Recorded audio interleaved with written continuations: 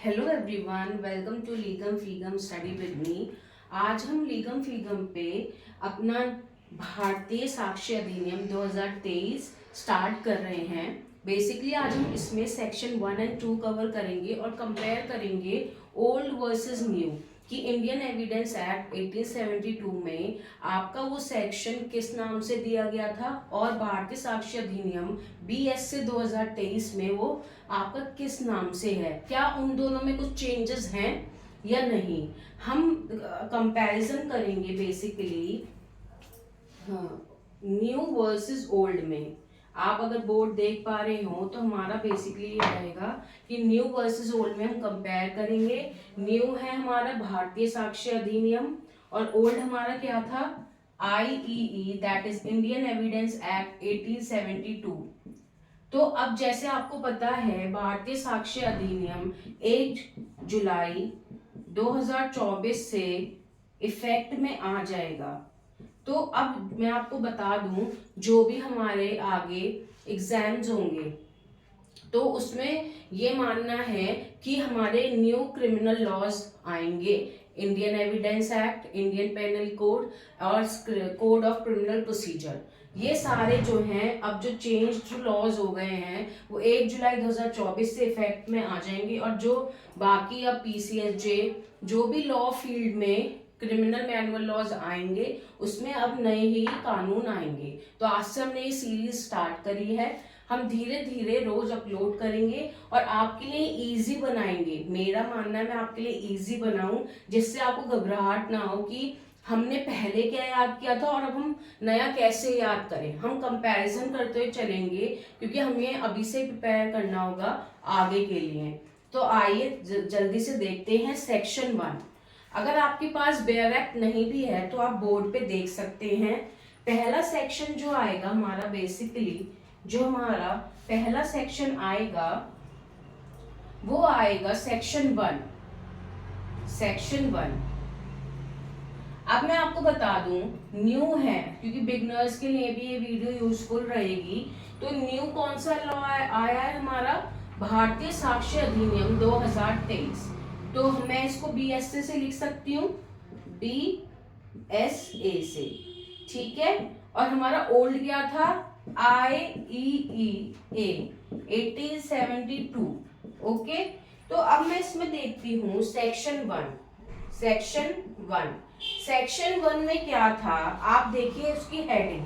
अगर आपके पास bare act नहीं भी है तो मैं आपको बता दूं BSA में क्या चेंज है। बस शॉर्ट टाइटल, ठीक है, एप्लीकेशन कर दिया गया है एक्सटेंड की जगह, application and commencement. Okay, IEA में क्या था, short title,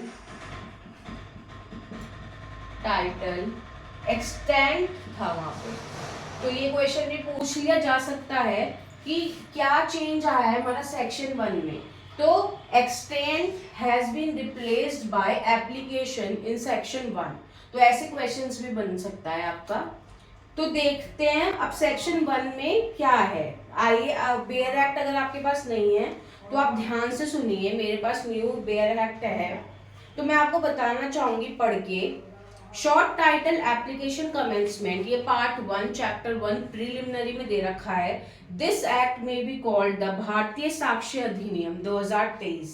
It applies to all judicial proceedings in or before any court, including courts martial, but not to affidavits. ऐसा हमारा इंडियन एविडेंस में भी दे रखा था, तो इसमें कोई चेंज नहीं है। Presented to any court or officer, not to proceedings before an arbitrator। तो क्या था हमारा पहले, यही था ना कि कोर्ट्स नॉट इंक्लूडिंग आर्बिट्रेटर्स।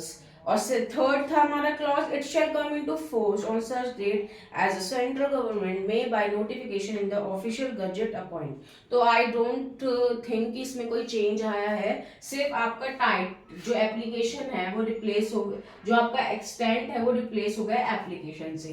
बाकी आपका इसमें फर्दर जो अंदर बेयर एक्ट रीडिंग कर रहे हैं उसमें कोई भी चेंज नहीं आया है। मैं हिंदी वालों को भी ध्यान में रखते हुए एक बार हिंदी में भी पढ़ना चाहूंगी।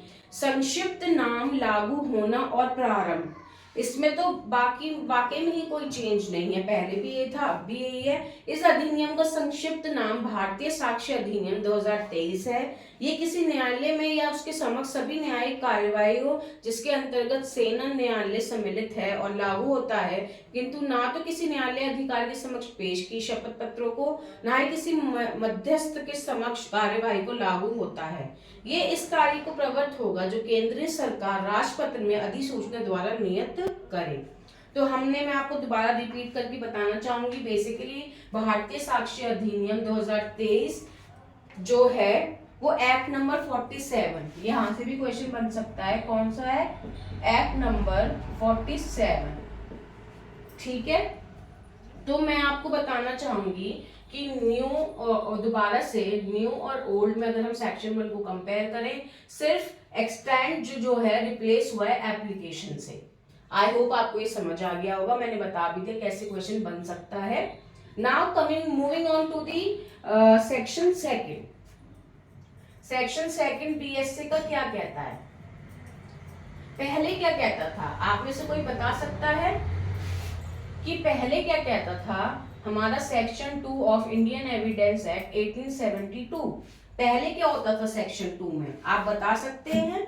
सेक्शन, या वेरी गुड, सेक्शन 2 में इंटरप्रिटेशन क्लॉज होता था। ओल्ड में सेक्शन 2 में इंटरप्रिटेशन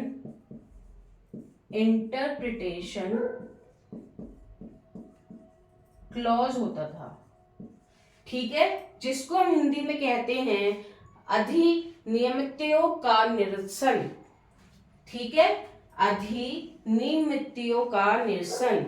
और अब सेक्शन 2 में उसको किससे रिप्लेस कर दिया गया है? किससे रिप्लेस कर दिया गया? डेफिनेशंस, परिभाषाएं। तो आपको ये बात ध्यान रखनी है। आइए अंदर देख लेते हैं कि क्या क्या चेंजेस कैसे कैसे आए हैं। देखिए, हम सिर्फ चेंजेस देखेंगे। देखिए चेंजेस क्या आए हैं।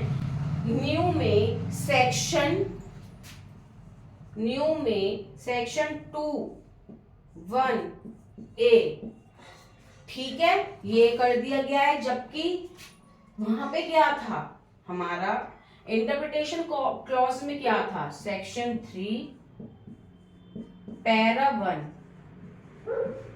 ठीक है, इसमें कोड को डिफाइन कर रखा था। इसमें सेक्शन 3(1) में कोड को डिफाइन कर रखा था, ठीक है। अब यहाँ पे क्या कर दिया डेफिनेशन में? सेक्शन 2 सब क्लॉज 1(a) में इसको डिफाइन कर दिया है इन्होंने। तो यह बहुत याद रखने की बात है कि पहले इंटरप्रिटेशन क्लॉज में के अंदर नहीं आता था, ये सेक्शन 3(1) कोड के अंदर आता था हमारा। अब डेफिनेशन सेक्शन 2(1) क्लॉज ए में इसको डिफाइन इन्होंने कर दिया है। पहले कंक्लूसिव प्रूफ हमारा सेक्शन 4 में आता था। सेक्शन 4 में हमारा क्या आता था? कंक्लूसिव प्रूफ,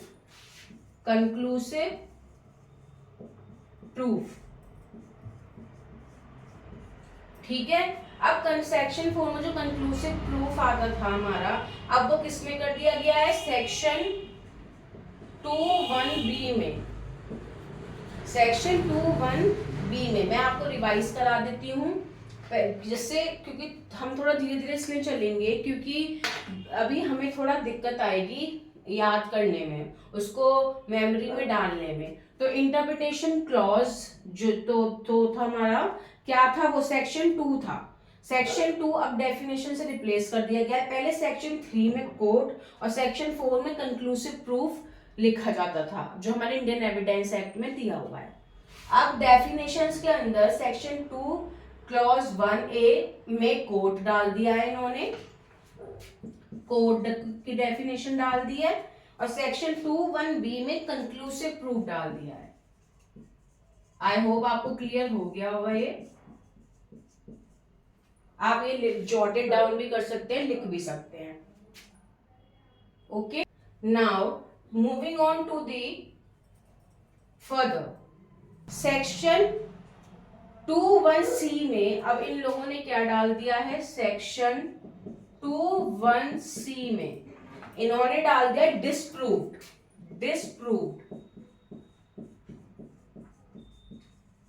सेक्शन 21C में इन्होंने डाल दिया डिसप्रूव।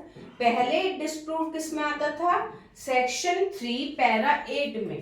पहले किस में आता था? सेक्शन 3 पैरा 8 में हमारा डिसप्रूव वहां पे बोला जाता था, वहां पे डिफाइन था। पहले इंडियन एविडेंस 1872 में कहाँ डिफाइन था आपका? सेक्शन 3 पैरा 8 में।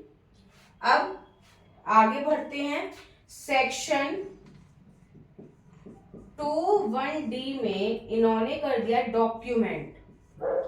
डॉक्यूमेंट पहले कहाँ आता था? सेक्शन 3 पैरा 5 में। सेक्शन 3 पैरा 5 में। तो यहां से ये क्वेश्चन बन सकता है। बेसिकली हम कवर तो सेक्शन 1 एंड 2 कर रहे हैं अकॉर्डिंग टू भारतीय साक्ष्य अधिनियम BSA 2023, बट हमें आपको बताना पड़ेगा कि ये किससे रिप्लेस हुआ है, तो हमें आई के और भी सेक्शंस को देखना पड़ रहा है। अभी मैं इसको हिंदी में नहीं बता रही हूँ कि सेक्शंस तो सेम ही है, धाराएं आप कर सकते हैं उसमें। जब हम आगे एक्सप्लेनेशन देखेंगे तो मैं आपको हिंदी में भी इनको समझाऊंगी। अभी हमारी ये फर्स्ट वीडियो है तो मैं आपको बताना चाहूंगी कि आपको कैसे मेमोराइज करना है। मेमोराइज के अकॉर्डिंग ही मैंने आपको लिखवा रही हूँ बोर्ड पे कि पहले आप सेक्शंस को याद कर लें, उसके बाद हम एक्सप्लेनेशन को देखें, जिससे आपको डर भी ना लगे। नाउ हम moving on to the further. Section 2 sub clause 1E देखते हैं। इसमें क्या आया है? इसमें आया है एविडेंस। सेक्शन 21 क्लॉज E में क्या डिफाइन कर दिया है? एविडेंस। क्या डिफाइन कर दिया है? एविडेंस। और पहले एविडेंस कहाँ दिया गया था? सेक्शन 3 पैरा 6 में। सेक्शन 3 पैरा 6 में। ठीक है, अब हम आगे बढ़ते हैं। सेक्शन 21F में 21F में आपको फैक्ट दिया गया है। पहले फैक्ट कहाँ दिया गया था? सेक्शन 3 पैरा 2 में। आगे बढ़ते हैं। सेक्शन 21G ये आपको फैक्ट इन इशू बताता है। पहले कहाँ दिया गया था ये? पहले कहाँ दिया गया था ये? सेक्शन 3 पैरा 4 में। तो आप देख सकते हैं सेक्शन 21 सब क्लॉज ई में एविडेंस दिया है, एफ में फैक्ट, एफ से आप याद रख सकते हैं, एफ से फैक्ट, जी से फैक्ट इन इशू। पहले आपको सेक्शन 3 पैरा 6 में एविडेंस दिया गया था, सेक्शन 3 पैरा 2 में फैक्ट दिया गया था, सेक्शन 3 पैरा 4 में फैक्ट इन इशू दिया गया था। अब हम आगे करते हैं, ये इंपॉर्टेंट है। जो 2 सेक्शन 21H में प्रेज्यूम, आप मुझे बता सकते हैं कि मे प्रेज्यूम पहले कहां दिया गया था? Please students. Yes, very good, section 4 में।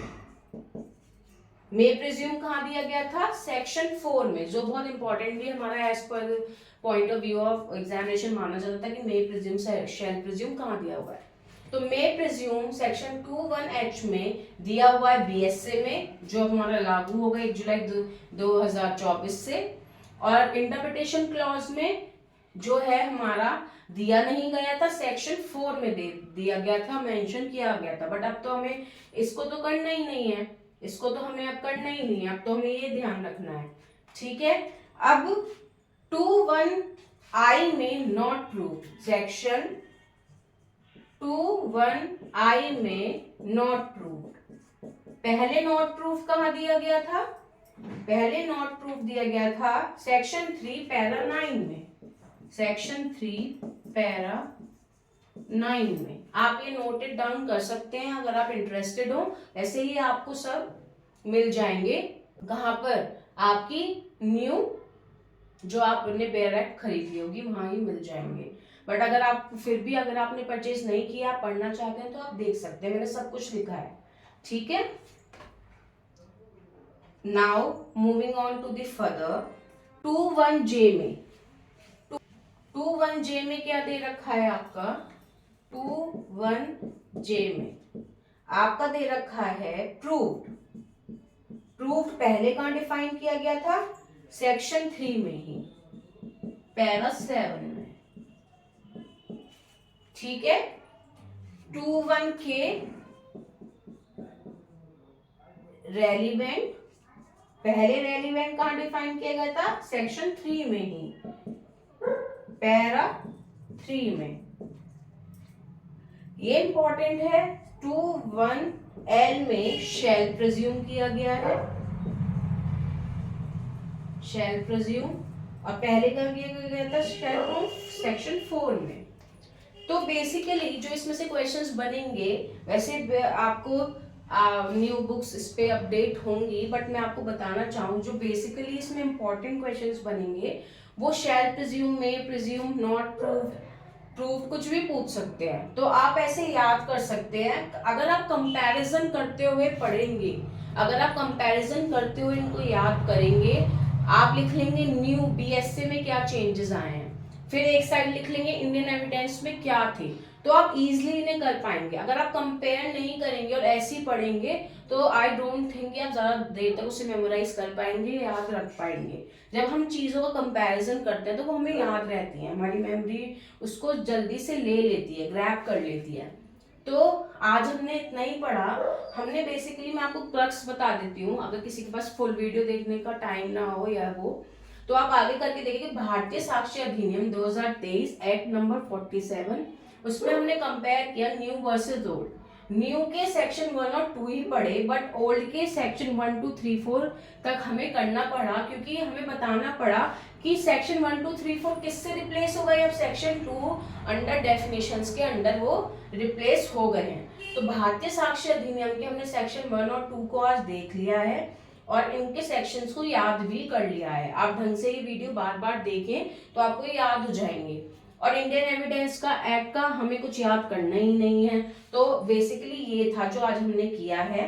तो अगर आपको ये वीडियो यूजफुल लगा हो और आगे आप चाहते हो कि आप अपडेटेड रहें हमारे आगे वाले वीडियो से, क्योंकि अभी हमने जो सेक्शन 1 और 2 किया है उसमें हम आगे देखेंगे एक्सप्लेनेशंस में कोई चेंज आया है बेयर एक्ट रीडिंग के थ्रू।